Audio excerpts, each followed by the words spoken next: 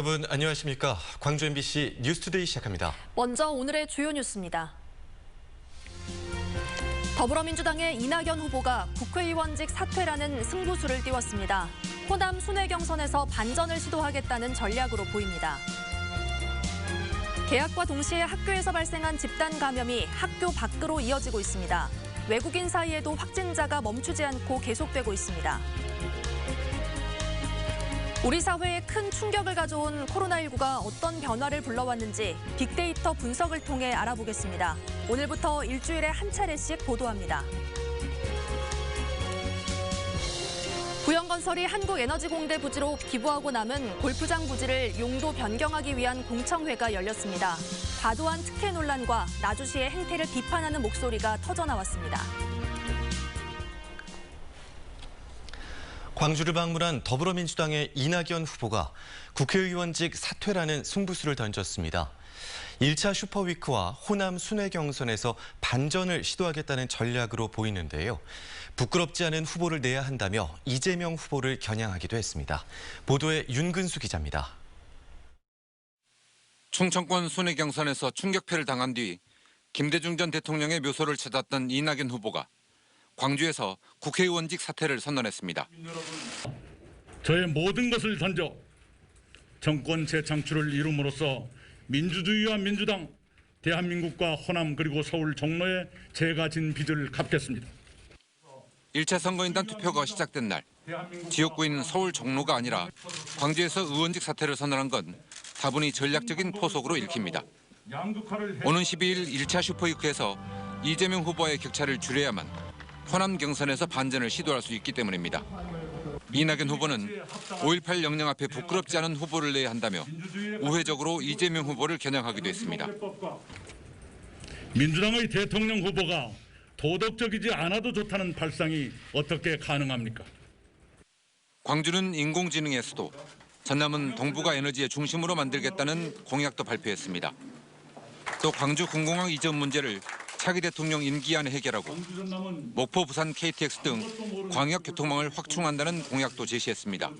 이에 맞서 이재명 후보는 오는 12일 영상회의 방식으로 광주 전남 공약을 발표하기로 했고 박영진 후보도 오는 13일 광주 방문을 예약했습니다. 쫓는 자와 쫓기는 자의 호남 민심 쟁탈전이 한층 뜨거워지게 됐습니다. MBC 뉴스 윤근수입니다. 대선 출마를 선언한 정의당 심상정 후보가 광주를 신민주주의 특별시로 지정하겠다고 공약했습니다.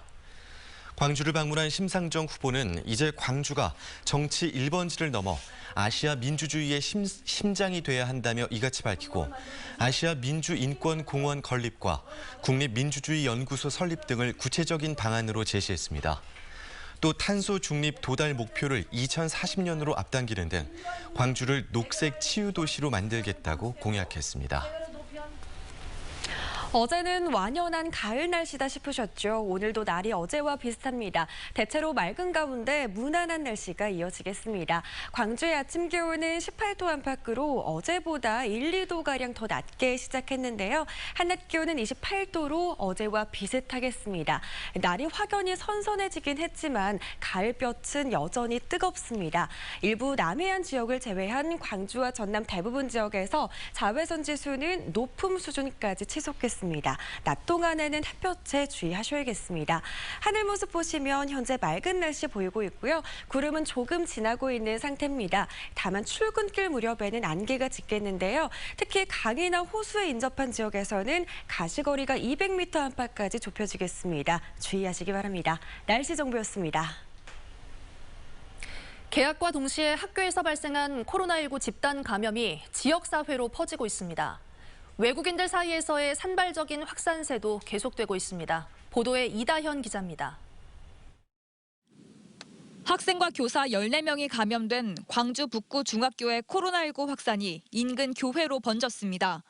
집단 감염이 발생한 학교 교사가 다니는 교회 교인에 대한 검사 결과 5명이 추가로 확진됐습니다.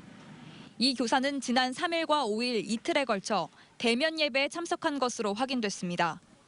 현재 종교시설의 대면 예배는 전체 수용 인원의 20%까지 가능한데 방역당국은 아직 방역수칙 위반 사항이 드러난 것은 없지만 교회 출입자 명부 조사 등을 통해 내부 확산 경위를 심층 조사하고 있습니다. 이처럼 대면 등교가 시작된 이후 교내 확산은 학교 밖 지역사회로 번지고 있습니다.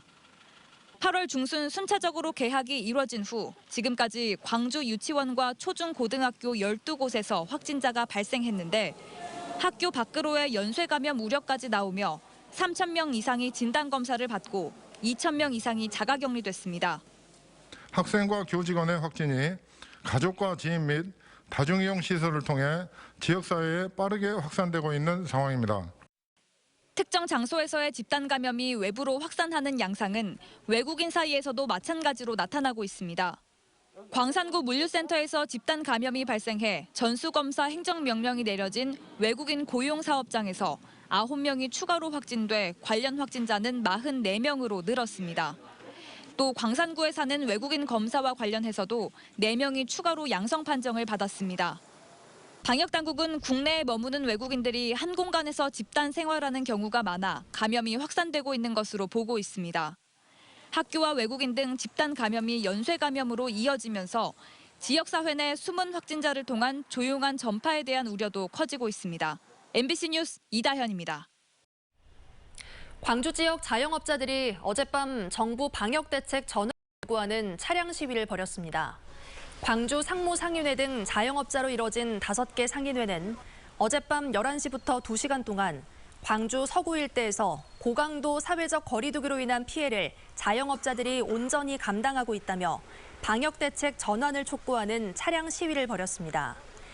이번 자영업자들의 차량 시위는 광주를 포함해 서울과 경기, 울산과 전북 등 전국 9곳에서 동시에 진행됐습니다. 코로나19는 그동안 모두의 삶에 파고들어 일상을 바꿨고 지금도 그 변화는 계속되고 있죠. 광주 MBC는 세한대학교와 공동으로 코로나19가 불러온 여러 변화들을 빅데이터 속에서 살펴보는 특별기획 빅데이터는 알고 있다를 연속 보도합니다. 첫 순서는 코로나19와 학생입니다. 우종훈 기자가 전해드립니다. 코로나19 이전과 이후 신문과 방송 기사를 통해 드러난 학생들의 학습과 일상생활은 어떤 차이를 보였을까? 이를 알아보기 위해 지난 2018년 1월 이후 3년 8개월 동안의 기사 2만 8천 건을 코로나 이전과 이후로 나누어 분석해 보았습니다. 학생이라는 단어가 포함된 기사들과 여기에 함께 나타나는 연관 단어들의 출현 빈도, 직간접 상관관계를 살펴보는 의미 연결망 분석 등을 실시했습니다. 분석 결과 원격 수업 실시에 따른 수업 환경 측면에서의 변화가 가장 두드러졌습니다. 코로나 이전에 나타나지 않던 온라인, 원격 수업, 등교 수업, 비대면 등의 단어가 코로나 이후에는 출현 빈도 상위 키워드로 새롭게 등장했음을 알 수 있습니다. 반면에 체험, 대회, 참가, 캠프와 같은 키워드는 코로나19 이전에는 출현 빈도가 높았지만 코로나19 시기에는 아예 자취를 감춰 체험 중심의 학생 활동이 크게 위축됐음을 확인할 수 있었습니다. 특히 시험, 성적, 대입 등의 키워드도 출현 빈도가 현저히 낮아졌음을 알 수 있었습니다. 입시 위주의 성적 위주의 학생에게는 그게 중요하다고 생각했다는 데서 관점이 바뀌어서 패러다임이 변화된 거죠. 정말로 중요한 것은 안전이나 학생들의 건강, 또 집단의 안전. 교육 현장의 주 공간이 학교에서 가정으로 이동하고 있음을 보여주는 변화도 빅데이터 속에서 발견되었습니다. 학부모와 가정은 코로나 이전 시기에는 전혀 나타나지 않았다가 코로나 이후 주요 키워드로 등장을 했습니다. 사회적 거리두기의 영향으로 가정에서 머무르는 시간이 많아진 데 따른 것으로 학생들의 고민과 갈등이 학교 안팎에서 가정으로 옮겨갈 가능성도 보여주고 있습니다. 전통적 의미에서 학교에서 모든 걸 담당해야 된다는 그런 인식이 조금씩 변화되고 있고 변화를 해야 되는 거죠. 네. 한편 코로나19 이후에만 나타난 빈도수 상위 10개 키워드 가운데는 확진자와 감염, 신종 등 코로나19와 직접적으로 연관된 키워드가 전체의 90%를 차지했습니다. MBC 뉴스 우종훈입니다.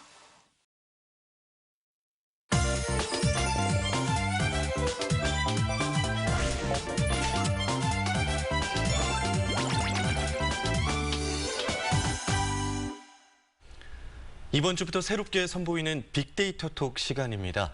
앞서 보도된 기사를 중심으로 세안대학교 AI 빅데이터 연구소 이동수 소장과 함께 이야기 나눠보겠습니다. 소장님 안녕하십니까? 네, 안녕하십니까? 네, 먼저 코로나19로 가장 큰 변화가 있었던 곳 중 하나가 바로 교육 현장일 텐데요. 빅데이터 상에 우리 학생들의 삶에 어떤 변화가 나타났나요? 네. 학생들의 생활은 2020년 1월 기준으로 코로나19 이전에는 키워드가 주로 체험이라든지 대회, 공연 등 활동 중심의 키워드였다면 네. 코로나19 이후에는 방송이나 유튜브, 스마트폰에 이런 키워드에서 볼 수 있듯이 디지털 가상 매체 이런 것들이 새롭게 나타난 걸 볼 수가 있습니다. 특히 학생들의 그 다양한 경로를 통해서 학습 정보량이 증가하고 네. 1인 미디어 시대에 맞춰서 다양한 미디어, 창작 이런 부분들이 도출이 됐습니다. 또한 자기 주도적인 학습을 키울 수 있는 순기능 이런 것들이 등장을 하게 됐고요. 역으로 이제 스마트폰 과의존과 같은 디지털 매체된 중독이라든지 사이버 폭력 등에 대한 노출의 가능성도 높기 때문에 이런 부분도 좀 주의가 요구되는 상황입니다. 네. 또한 앞서 보도에서 같이 코로나19 이후에는 온라인, 원격 수업 등의 키워드가 나타나는데 이는 학습 능력 격차 등으로 학부모들의 걱정도 많아졌을 거라고 보여집니다. 그래서 교육당국에서는 학생들 학습 능력 증진을 위해서는 온 오프라인 교육 통합 플랫폼 구축 이런 대책도 좀 마련이 되어져야 된다고 봅니다. 네. 그리고 조사 기간 동안에 이 광주 전남에 대한 인식 변화도 관찰하셨다고요? 네, 맞습니다. 코로나19 이전에는 주로 학생 독립운동 또는 한전공대 이러한 지역 역사나 사회 이슈를 중점적으로 다루었다면 코로나19 이후에는 수도권, 유학생, 살다 등의 새로운 키워드가 등장했는데요. 코로나19 확산을 우려하면서 대도시에서 농어촌 지역 등 소규모 학교에 대한 관심이 좀 높아진 것으로 보여집니다. 네. 특히나 이런 변화에 따라서 전라남도에서는 지난 3월부터 농산어촌 유학 프로그램이라는 사업을 추진 중에 있는데요. 코로나19 상황이 앞으로 계속될 상황에서는 농산어촌 프로그램에 대한 관심도가 높아질 것으로 보여집니다. 또 2학기 되면서는 아이들이 학교에 가기 시작했지만 그전에는 비대면 수업과 또 사회적 거리두기 때문에 집에 머무는 시간이 상대적으로 많았잖아요. 네. 그로 인한 학생들의 고민도 좀 달라졌을 것 같거든요. 네, 맞습니다. 분석 결과 학생과 관련된 갈등의 키워드가 좀 완전히 다르게 좀 나타났습니다. 코로나 이전에는 학교 폭력 등이 나타났는데 코로나 이후에는 과정이나 학부모 또는 우려 등에 관련된 키워드가 도출이 됐습니다.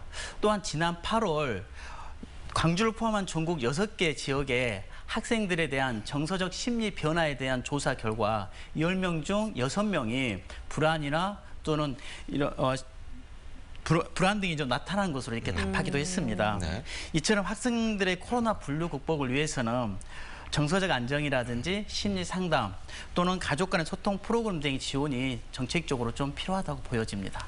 네. 그리고 또 요즘 정부와 민간 모두에서 이 위드 코로나 이야기가 나오고 있거든요. 네, 맞습니다. 네. 새로운 시대에 맞춰서 학교가 어떤 역할을 해야 한다라고 생각하고 계시나요?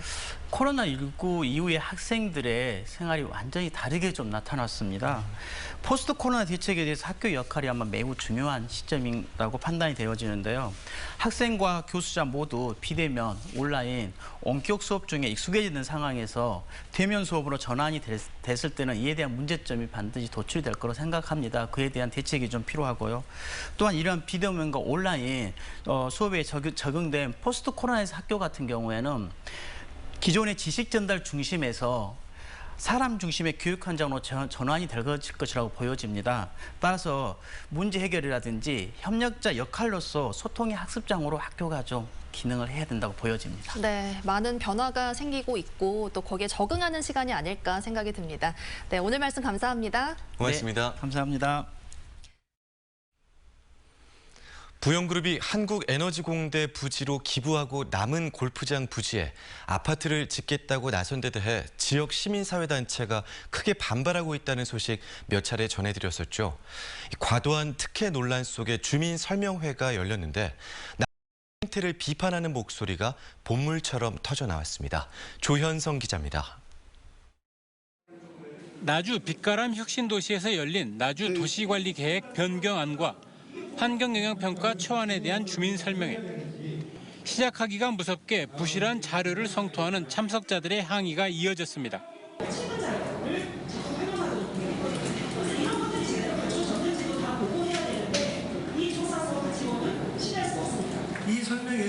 심각한 문제가 있으니 오늘 설명회는 안 하는 게 낫다. 설명회 자료대로라면 나주시는 골프장 잔여 부지 37만 제곱미터의 용도를 자연 녹지 지역에서 제3종 일반 주거 지역으로 변경하는 것을 추진하고 있습니다. 이에 대해 시민단체 측은 용도 지역을 한꺼번에 5단계나 상승시키는 것은 유례를 찾아볼 수 없는 건설사를 위한 과잉 특혜라는 입장입니다. 5383세대가 들어서야 할 입지 가능성에 대해서 논의된 게 없습니다. 고성이 오가며 파행을 겪던 설명회는 반대측 주민들이 퇴장한 가운데 가까스로 재개가 됐고 나주시 측은 원론적인 입장만 거듭 밝혔습니다. 여러분들의 많은 의견을 담아서 마지막에 우리 주민들이 시민들이 공감할 수 있는 그런 도시관리 계획을 변경하기 위해서 이 자리를 마련한 것이지. 나주 부영시시의 아파트 건립 사업은 이번 주민설명회를 시작으로 주민 공람과 관계기관 협의, 도시계획위원회 심의 등을 거치게 됩니다. 하지만 일정 부분 개발이 불가피하다는 나주시와 처음부터 과도한 특혜성 사업이라는 시민단체의 입장 차이가 워낙 커 사업 단계가 진행될 때마다 거센 반발과 진통이 예고되고 있습니다. MBC 뉴스 조현성입니다. 17명의 사상자가 발생한 광주 학동 4구역 재개발 건물 붕괴 참사와 관련해 진상규명과 책임자 처벌을 촉구하는 시민대책위원회가 출범했습니다.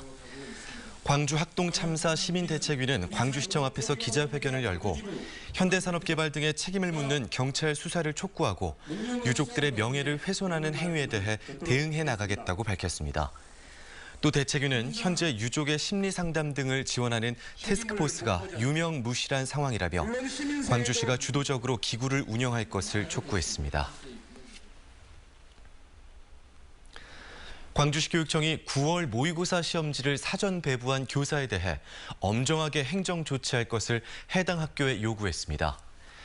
이 학교는 코로나19 확진자가 발생해 지난 1일에 치러진 전국 연합학력평가를 온라인으로 진행했지만 시험지 배부를 요구하는 학부모에게 사전에 시험지 16부를 나눠줘 무리를 빚었습니다. 광주시 교육청은 자체 조사 결과 SNS 등을 통한 시험지 외부 유출이나 입시 공정성을 해칠 만한 사안은 없었지만 교사의 실수가 명백한 만큼 엄중한 행정 조치를 요구했다고 밝혔습니다. 호남고속도로 상행선 광산 졸음쉼터에 간이 정류장이 조성됩니다. 광주시는 광산 IC와 북광주 IC 중간 지점에 올해 말까지 간이 정류장을 설치하고 기존의 광산 졸음쉼터는 동광주 톨게이트 인근으로 이전하기로 했습니다. 광주시는 간이 정류장이 설치되면 광산구 주민들이 광천동 터미널까지 오지 않고도 서울 방향 고속버스를 이용할 수 있게 돼 유스퀘어 주변의 교통난 해소에도 도움이 될 것으로 기대했습니다. 내년 정부 예산안에 반영된 전남 철도 분야 국비는 4천억 원으로 사상 최다를 기록했습니다. 이번에 반영된 예산은 광주 송정에서 보성, 순천을 잇는 경전선 전철사업 국비 1,200억 원을 비롯해 호남 고속철도 2단계 사업 예산 2,617억 원, 보성에서 임성리 간 철도 사업 123억 원 등입니다. 전라남도는 기업도시 진입도로 개설공사의 서호 IC 구간을 추석 전인 내일 오후 3시부터 조기 개통하기로 했습니다. 영암 해남 관광 레저형 기업도시인 솔라시도와 전남 서남권 접근성 향상을 위해 건설 중인 기업도시 진입도로는 왕복 4차로 도로입니다. 이 도로는 2022년 준공 예정이고 특히 공사 구간 중 서호 IC는 국도 2호선과 고속도로를 연결하는 교차로로 교통량이 많은 곳입니다. 광주 전남 지역 예금은행의 산업별 대출금이 큰 폭의 증가세를 이어갔지만 증가폭은 축소됐습니다. 한국은행 광주 전남 본부에 따르면 6월 말 현재 지역 예금은행의 산업별 대출금 잔액은 41조 원으로 올 상반기 중 1조 3천억 원이 늘었습니다. 이 같은 증가액은 상하반기 각각 2조 원 이상 급증했던 지난해보다는 줄어든 것이지만 코로나 이전인 2019년 수준을 크게 웃도는 액수입니다.